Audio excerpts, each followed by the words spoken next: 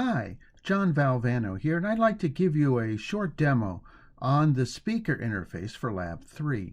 Okay, so we're going to use a MOSFET, an N-channel MOSFET, to control the speaker. So before we hook it up, let's look at the data sheet and look for a couple of things. Let's look for the voltage, which will turn it on. That's called VGS. And let's look for the maximum amount of current that this thing can deliver. Okay, data sheet. Here's the data sheet for a N-channel MOSFET. Now there's a couple of them in checkout, and yours may be slightly different, but the idea is the same. First, let's look to see what the maximum current that this thing can deliver. And we see down here that it can deliver about an amp, and which is going to be about 10 times what we need. The second about MOSFETs is what voltage will turn it on. What voltage, what VGS is needed to turn it on. And because we're going to have to control it with a 3.3 volt input. So if we scroll down and look at this curve here, we see that if our gate source voltage is 3 volts, okay, then it does indeed operate properly. Okay, and so we're going to, so this is 2.25, 2.5, 2.7, and so our operating curve is going to be this one here at about 3 volts. Okay? And we're going to need about 0.1 milliamp. And so this tells us that our operating point is going to be around here, well within the range of this MOSFET. Okay, so we're going to see we're going to have pretty close to 0 volt, pretty less than 0.1 volt drain source voltage with a drain current of 100 milliamps. All right, so let's hook it up. Okay. This is the classic solution to drive an inductive load using a MOSFET. Okay. First, we notice that this 10K resistor here isn't necessary for controlling it, but what it does do is slow down the speed of this MOSFET. Okay. So the purpose of this 10K resistor is to slow the time to turn this on and the time to turn it off. Okay, and again, like I said, we estimated about 100 milliamps. So for a 32 ohm speaker and a voltage here of 3.3, we see that this voltage here will be very close to 0, and we'll get about 100 milliamps. Okay, again, we saw from the data sheet that the drain source voltage was about was less than 0.1 volt. But let's go ahead and measure it. Okay, so I hook this spot right up to the oscilloscope, okay? And so I'm going to turn it on, and I'm going to measure this voltage right there with the diode in place, and this being 3.3 volts. Okay, so this is the circuit, again, the bottom of the speaker, and if we look down here, this is the drain source voltage when the device is on, which is very close to 0, about 20 millivolts. And then, so therefore we can calculate the current as the voltage drop across. This is when it's on, and that's when it's off. Now we notice a little bit of voltage kick, and we'll talk about that in a moment, but this is a fairly small voltage. It only goes up to 3.6.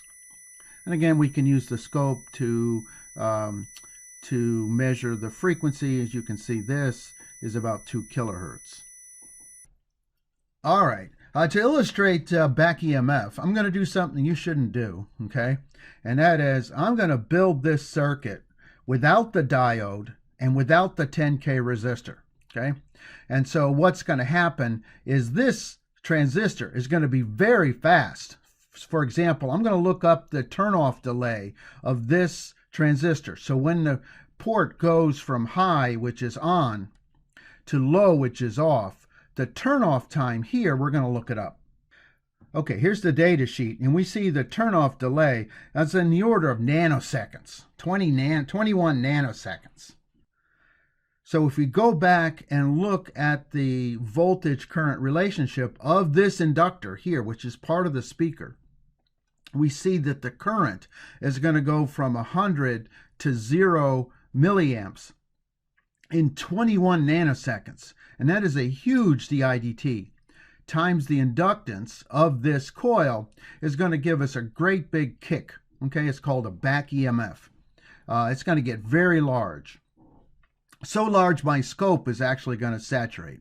So I'm going to hook this up and I'll run it for a few seconds and let you see what this looks like. Okay, again, don't try this at home, but this is this speaker with just the MOSFET in the speaker. No resistor on the front end, no diode. And you can see that the back EMF, which is right here, this is the time when the speaker is on, right there. And this is the time the speaker is off. And this dIdt, which goes from 100 milliamps to 0 in 21 nanoseconds, will produce a huge voltage spike. This voltage spike is above the threshold of my scope and is undoubtedly much higher than 24 volts.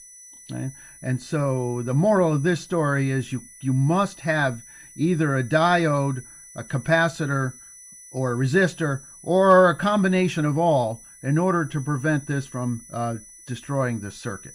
I'm going to shut it off before it breaks.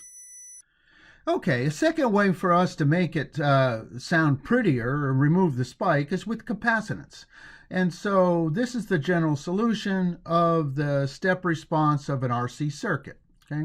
Now, in our case here, we're going to put the resistor in parallel with the capacitor in parallel with the resistor, but the equations will be the same, and that is we will get a step response, which is a decaying exponential with the R times C time constant, which will determine the shape, the slope of this curve. Okay? Again, the purpose of the capacitance is just like the diode, is to smooth out that transition and remove the spike. So in analog circuits, we're going to use capacitance to make it less noisy, okay, and decrease the slew rate. Now in a digital circuit, we want to decrease the capacitance to make it run faster. But here we're going to choose a capacitance to remove the noise. And so again, we're going to use our we can place a capacitor here in place of the diode. Again, leave this 10K resistor down here because that'll slow the current down. And the choice of this capacitance has to do with the frequency of the sound. So if I have a 2 kilohertz sound, I'm going to choose a capacitance associated with my speaker resistance so that the cutoff frequency of the effective circuit here is larger, so it passes the sound but rejects the spike. Okay, so again, let's go ahead and do that on the oscilloscope. Okay, here's the response of what it looks like with the capacitor. Now this capacitor is actually a 4.7 microfarad tantalum, but again, I wanted to put a big capacitor in there so you could see the step response here. Again, this is the device when it's on, and this is when it's off, and you can see a much smoother response here with no spikes. Okay? So in summary, we determine the power across the speaker, which will determine its loudness. The speaker does have inductance, and therefore we saw 3 ways to reduce that back EMF. We put a resistor into the gate of the MOSFET, and we then use either a diode, a backward ranging diode, or a capacitor to remove that back EMF. Okay. Again, and capacitance is very bad for digital circuits because it slows things down, but it's pretty good for analog circuits in this case because it removes noise.